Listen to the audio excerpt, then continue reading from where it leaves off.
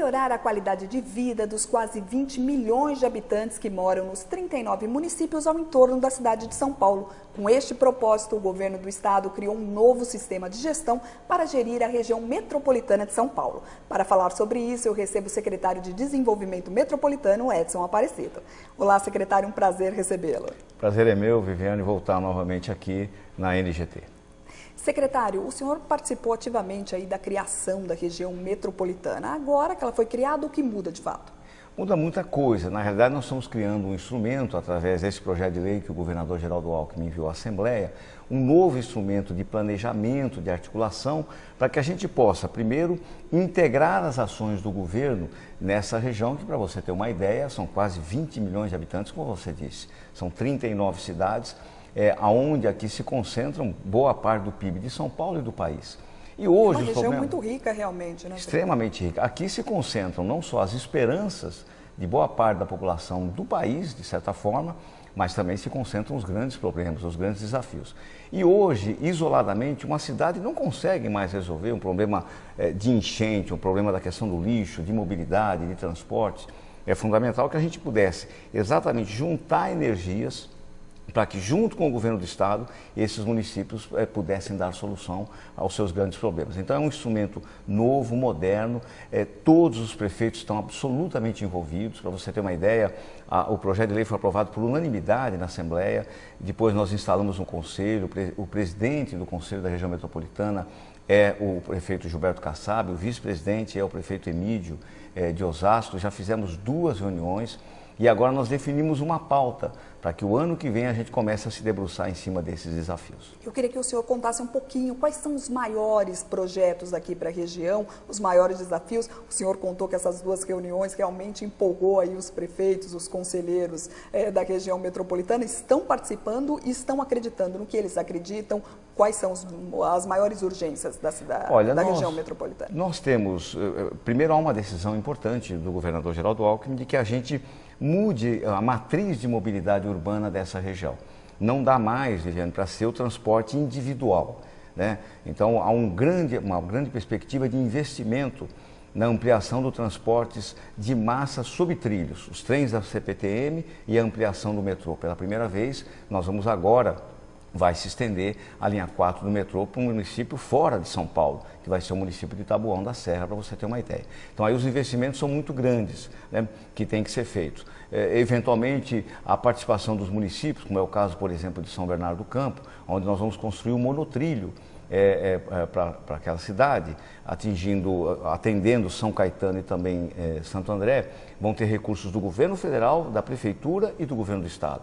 Nós vamos fazer o Expresso ABC, né, que também vai para aquela região, o Expresso que vai para Sorocaba, que vai atender toda essa região aqui da Grande São Paulo Oeste, a ligação de Barueri com o sistema das linhas da CPTM aqui da região.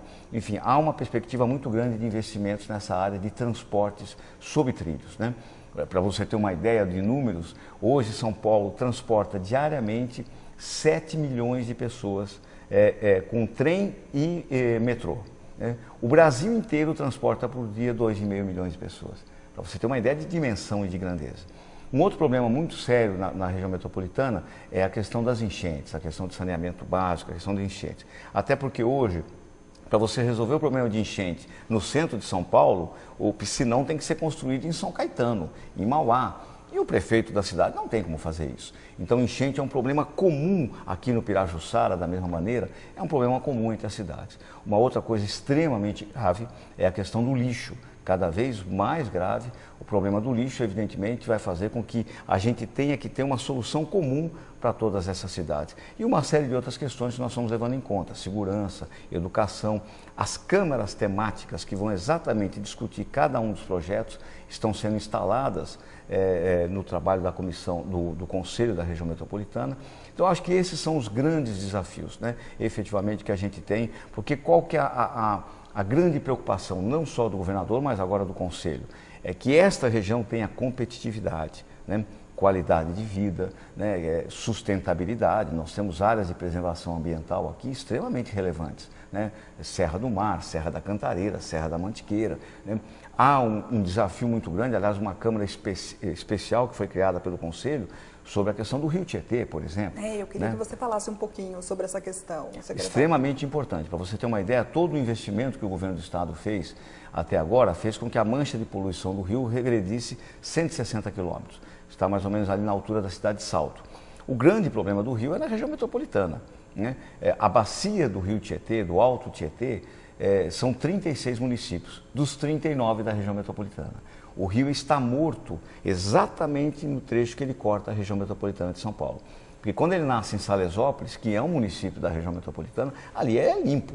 Tem peixe, as pessoas nadam no rio, não há problema nenhum. E passada a região metropolitana, ele também já tem vida. Então nós precisamos recuperar exatamente esse trecho. E aí esse trecho não é só um investimento que o governo do estado está fazendo, né?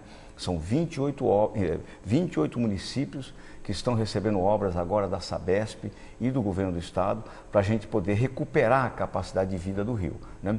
Cuidando do saneamento.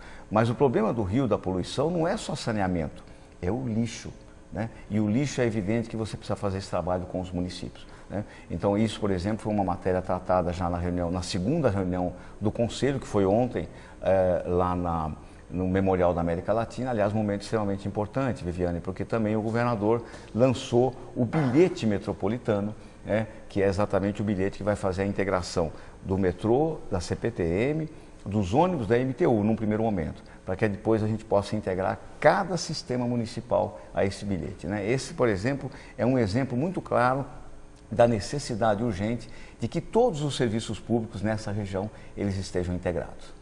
Secretário, queria muito agradecer a sua presença e boa sorte aí nesse novo desafio de comandar a região metropolitana. Eu que agradeço a oportunidade, Viviane, que a gente possa exatamente esclarecer a população em torno dos grandes desafios dessa que é a terceira maior mancha urbana do planeta. Sem dúvida, como você falou, muito rica, mas que concentra aí grandes problemas, grande desafio, né? Exatamente. Mais uma vez, muito obrigada. Eu que agradeço.